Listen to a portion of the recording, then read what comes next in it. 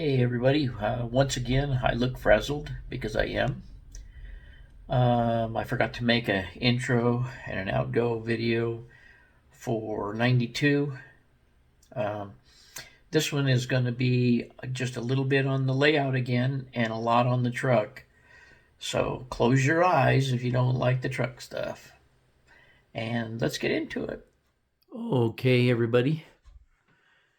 Here's what I've done on the layout. You guys know I got that plastered.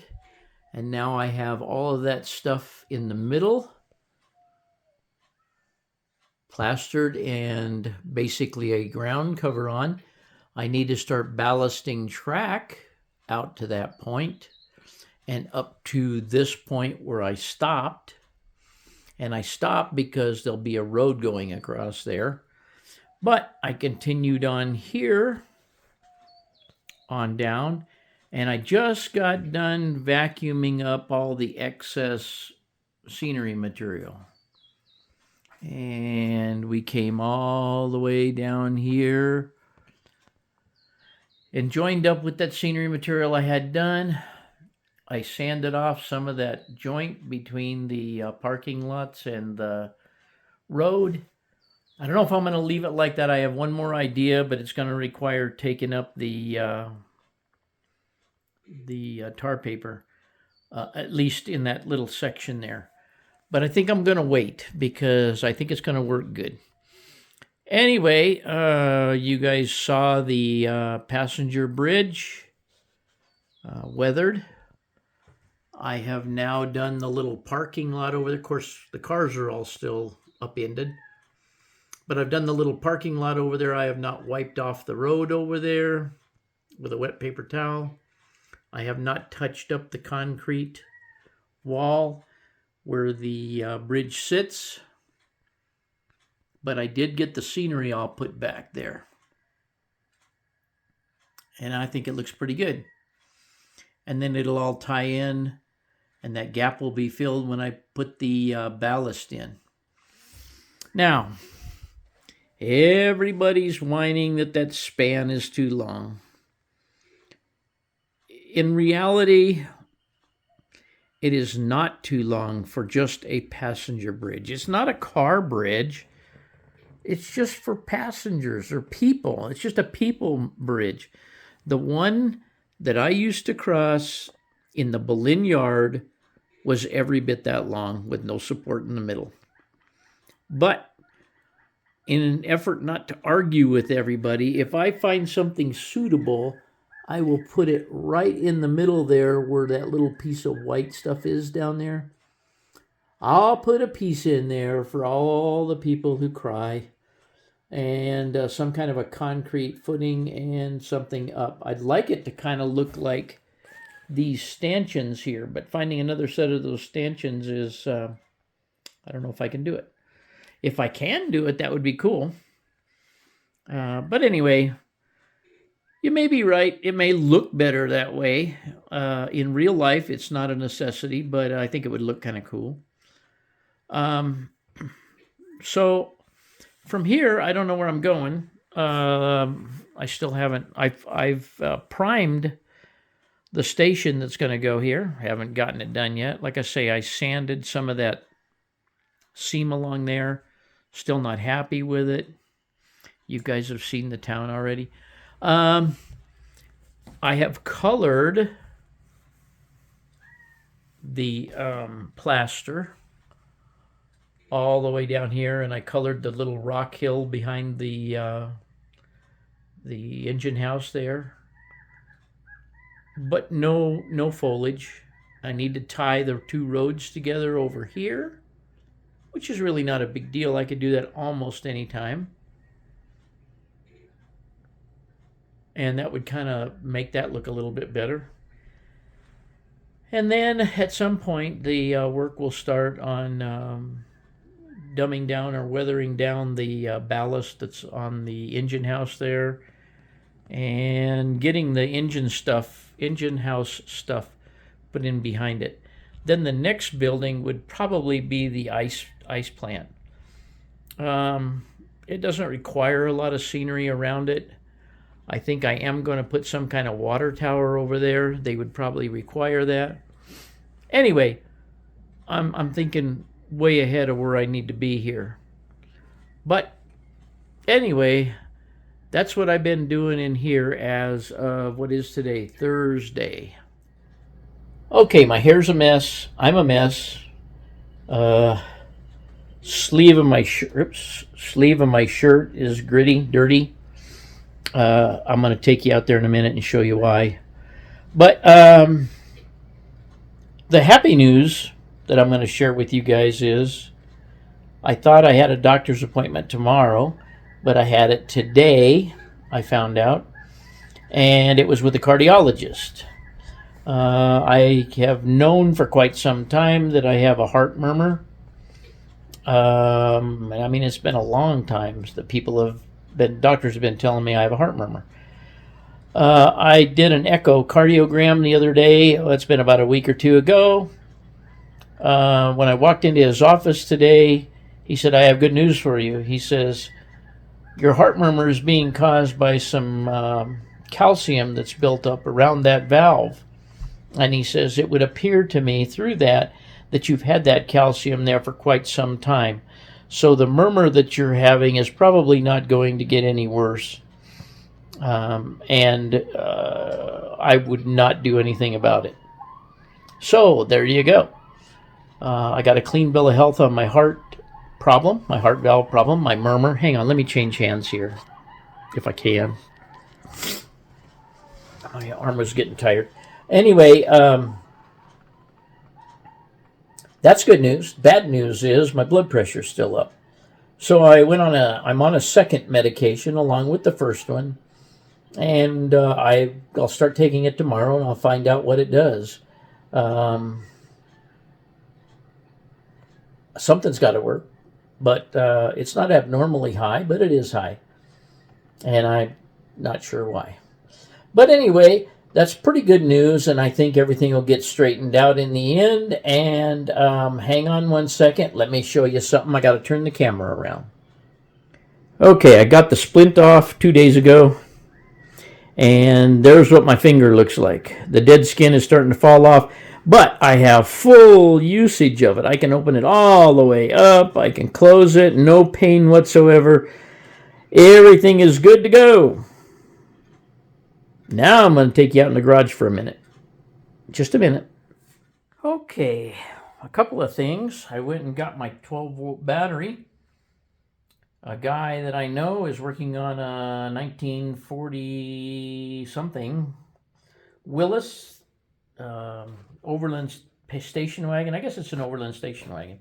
Anyways, he needed a 6-volt battery. I had a good 6-volt battery. I'm just changing over to 12 volts, so it offset most of the cost of that battery. So anyway, I got a new negative battery cable. I got two 12-volt lights for the dash lights, and I will show you.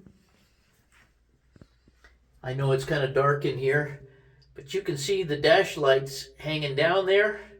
Just have to change those to 12 volts. The other wire hanging down there is the wiper motor controller, which I'm not putting up yet, and I think we've gone over all of that. I did take all of the hardware off from underneath the steering column. So the steering column is now free floating there and ready to come out. I've taken the floor plate loose. I have taken the wire, the horn wire, and shoved it up inside of the hole that you see there in the column so that I can pull it out and I can get that plate off down there. You can see that my knee pad is laying there simply because I'll show you why I was using it. Anyway, here's the, there we go. It moved itself. This is the battery tray. The positive lead there is red, and it's already going to the starter, which is where it needs to go. The black one is going to ground, which is just out of the picture over here, connected to the body. I am replacing that cable. The other cable does not need replacing. You can see that I have one of the battery hold downs is right there.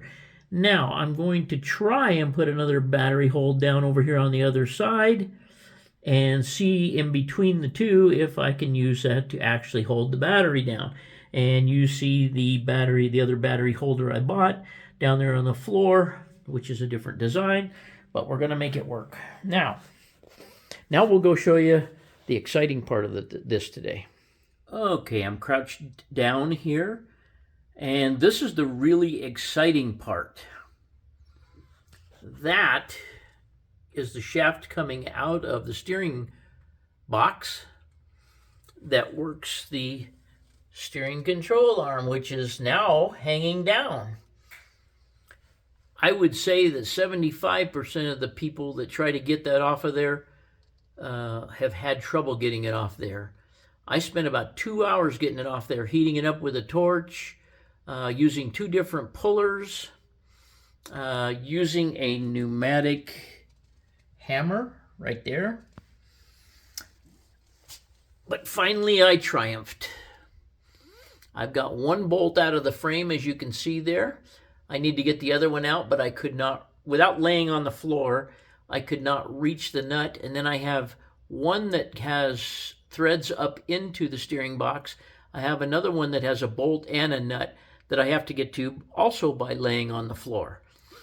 I was not going to do that today because I would need to clean up all this poop mess down here, and I just wasn't in the mood to do it today after getting that off of there. So I have a mess I need to clean up on the floor here, sweep it up in some fashion, move all this stuff, then kind of sweep that up, and then I have an old shower curtain, and I'll probably throw the shower curtain down and I'll work on it upside down to get the last bolts out of the steering box there. When that is accomplished, let me take you on top. When that is accomplished, that steering column right there, through that relatively large hole over there in the firewall, needs to come off the frame rail there. I will likely have to remove the oil filter, and the oil filter, at least one oil filter line. That one behind it is not going to need to be moved, but the return line on the bottom will have to probably removed. Remove the canister temporarily, probably set it up on the exhaust manifold, and remove the generator, which is no big deal because I am right at the cusp of needing to remove the generator to put on the alternator.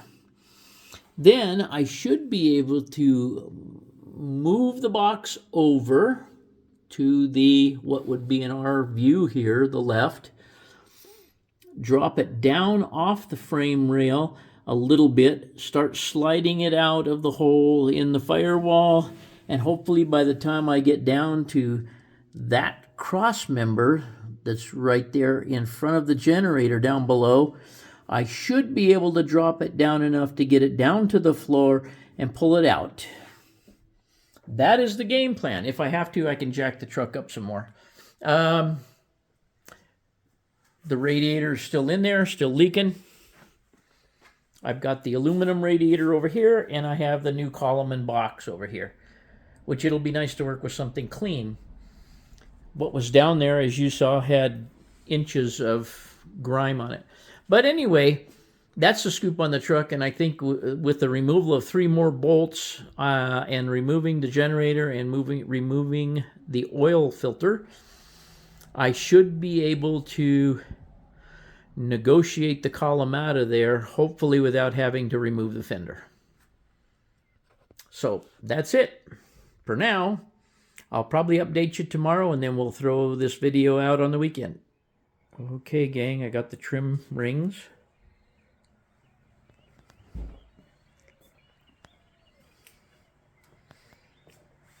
I got the new steering box in. I don't know where I left off taking video, but I'm going to show you what I got done today, and I am just ecstatic with myself.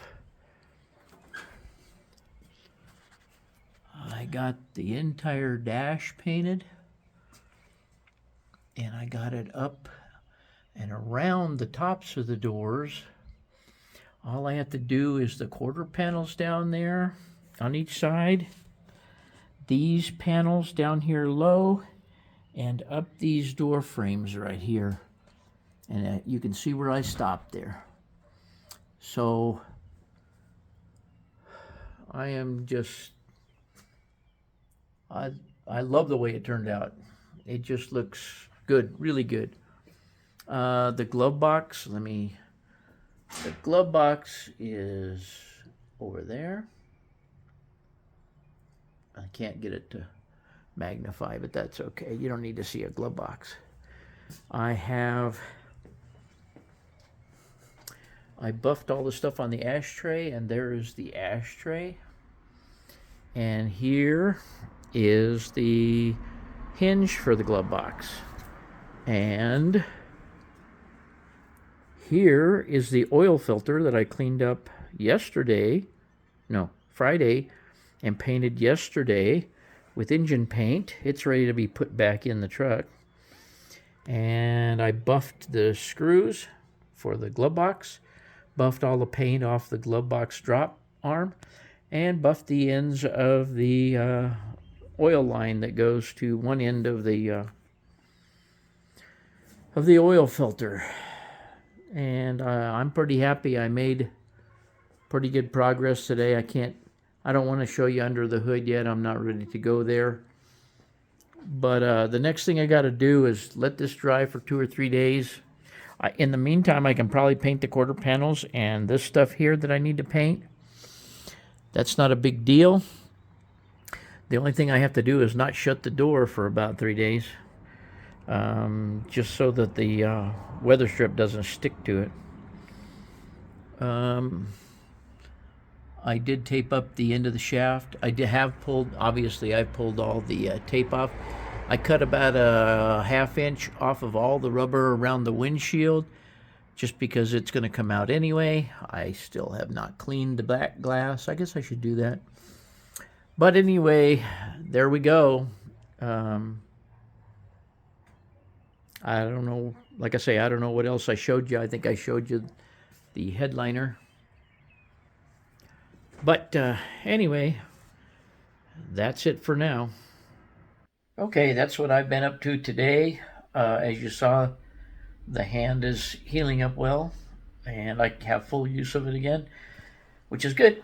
And I have gone out in the train room. It just doesn't look like I've gotten a lot done. But anyway, as you can see, I have done something out there. I just haven't got out there as much as I should be. But I'm telling you right now that now that I've got this dash painted, and if I can get the rest of the door frames painted, I'll be spending probably quite a bit more time out in the train room, because I've just been fretting doing that dashboard and getting the painting done around the door frames. But once I get that done, man, I'm off and rolling, so that's a big step out of the way. So anyway, being as I'm doing this in the house, I hope you enjoyed it anyway, and thanks for watching.